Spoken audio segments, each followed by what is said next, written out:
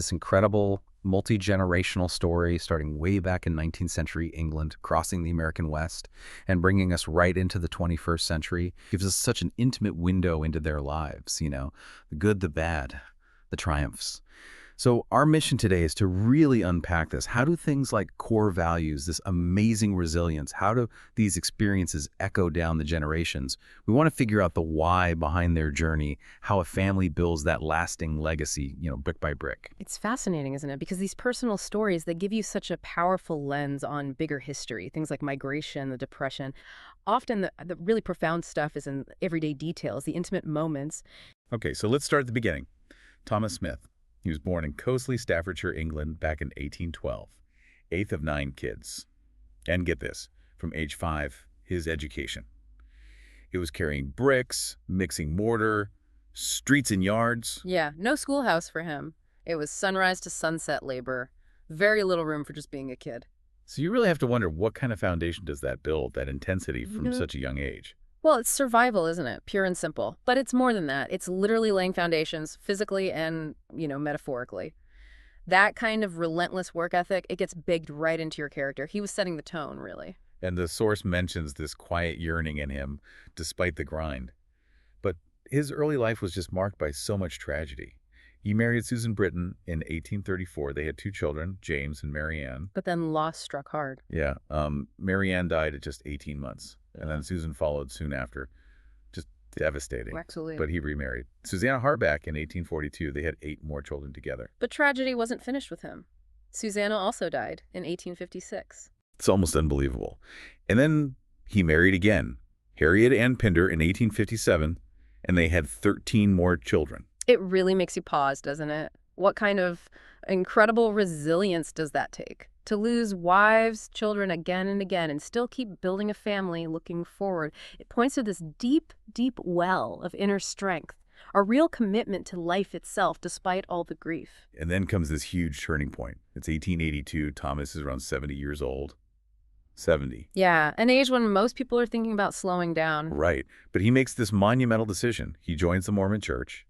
And that spring, he packs up everything, says goodbye to England, the only home he's ever known, and sails for Utah. He eventually settled in Murray, Utah, and passed away there in 1898. Think about that decision, though, at 70. I mean, connecting that to the bigger picture, it's not just moving house. It's a complete reframing of his life's purpose, embracing a new faith, a new land at that age. Yeah. It shows this extraordinary belief in something bigger, a relentless hunt for a fresh start for his legacy, real conviction there. Okay, so that brings us to the next generation. Thomas's son, Ephraim Smith, born in West Bromwich, England, 1850, 5th of 8 kids. And just like his dad. Straight into the family trade. Exactly. Immersed in bricklaying from early on, carrying a to the Masons by age 7. He used to say his schooling ended, like as soon as he could walk properly without his toddler clothes, his pinafores. And what's fascinating there is, yes, the continuity of the trade, the hard labor, but the source mentions his innate understanding of the world.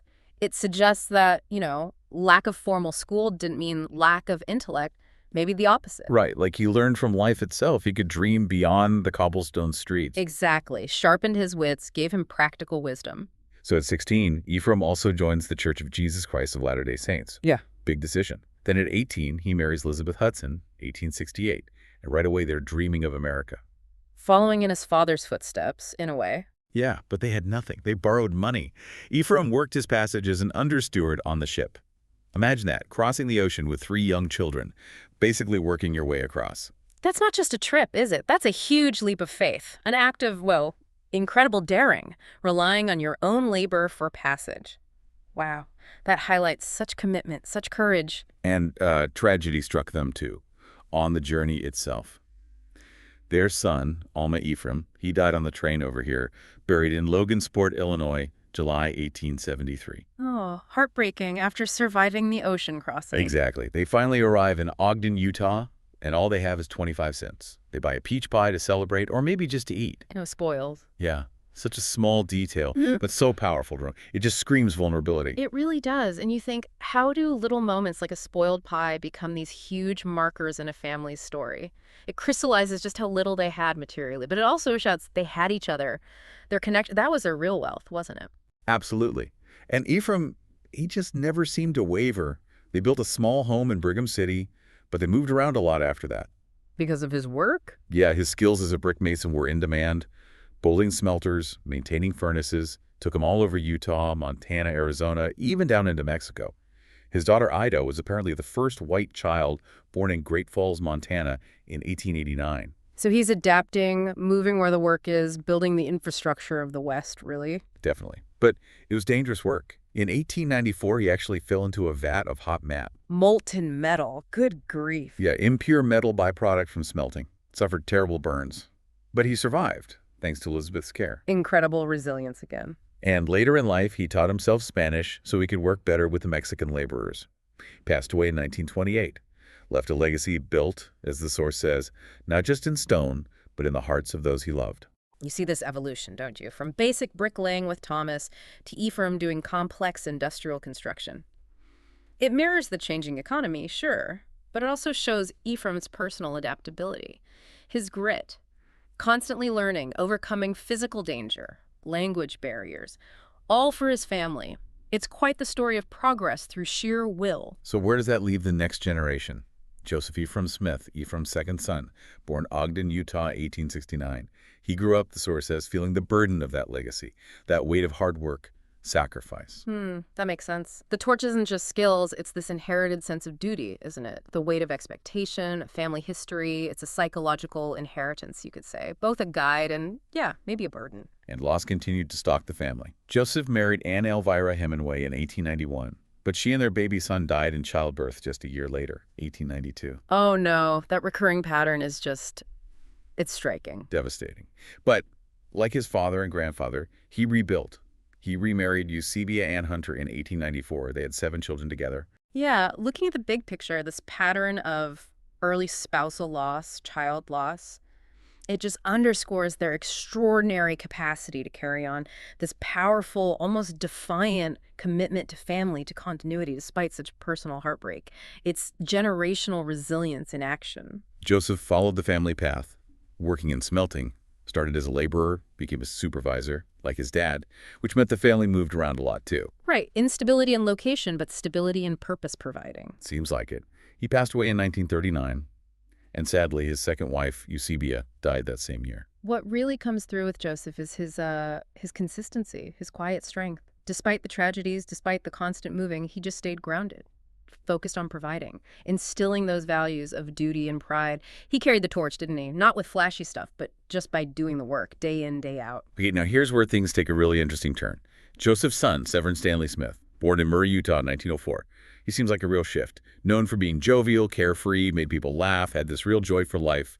That's a fascinating pivot, isn't it? The foundation of hard work is still there, absolutely. But how did this generation manage to consciously cultivate joy, humor, even with those echoes of past hardships still around, plus the depression hitting? Yeah, it seems like a deliberate choice. It suggests they wanted to enrich the family experience beyond just survival. Actively build a legacy of, well, happiness, connection. That's a profound shift. The source credits his mother, Eusebia, with teaching him kindness, compassion, sort of balancing his father's focus on work ethic. He married Vera Labrum in 1926. Sounds like a real love match, built on friendship, laughter, mutual respect. That sounds lovely. He raised 7 kids in a tiny 2-bedroom house. No heat downstairs in the basement where some kids slept. Wow. Tough conditions still. Definitely.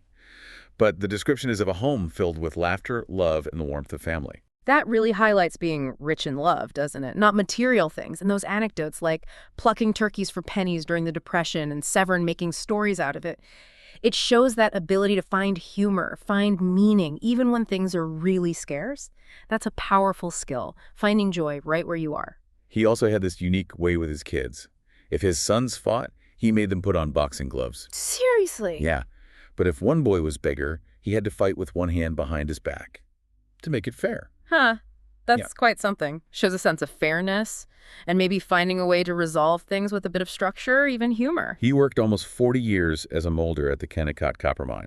Often held down 2 jobs, night attendant at a gas station too. But through it all, kept that positive outlook. You know, Severin's whole approach, conflict resolution work, it shows this deep understanding of fairness, finding resolve in the chaos. Through humor, he really embodies resilience not just as enduring, but as actively infusing life with joy, connection, even while working incredibly hard, finding the human spirit in it all. So, from Severn's joyful strength, we go to his son, Glenn Stanley Smith, born Murray, Utah, 1928.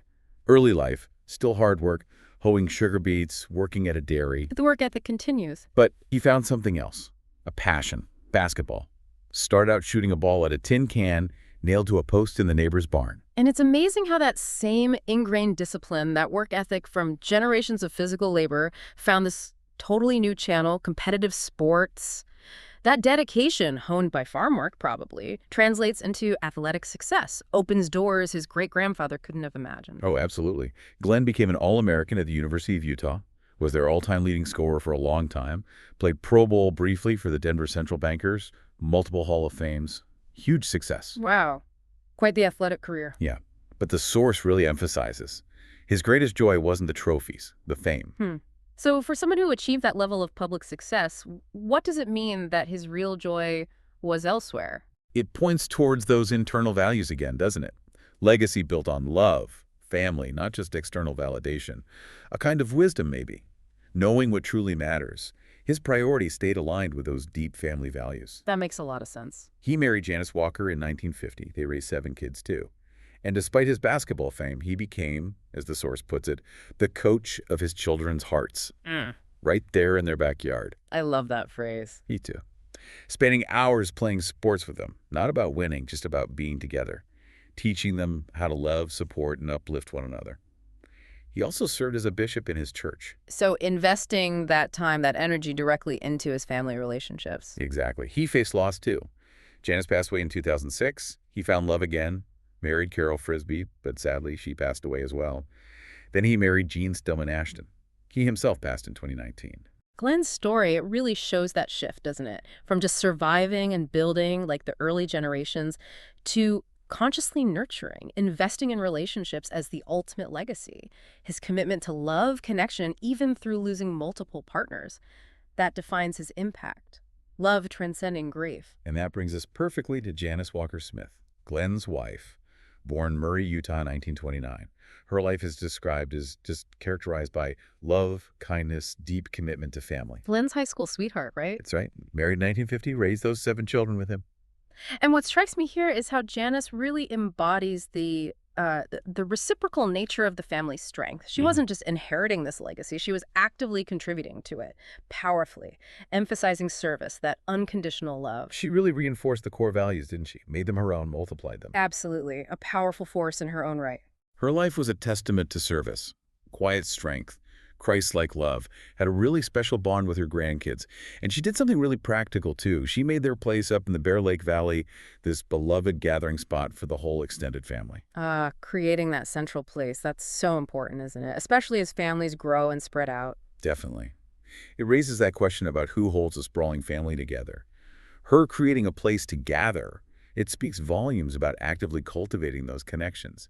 It's a tangible sign of her love, her desire for unity. Yeah, that's a deliberate act of legacy building right there. And in her later years, Janice faced her own battle, fought multiple myeloma for 4 years, endured immense pain, the source says, but with dignity and strength.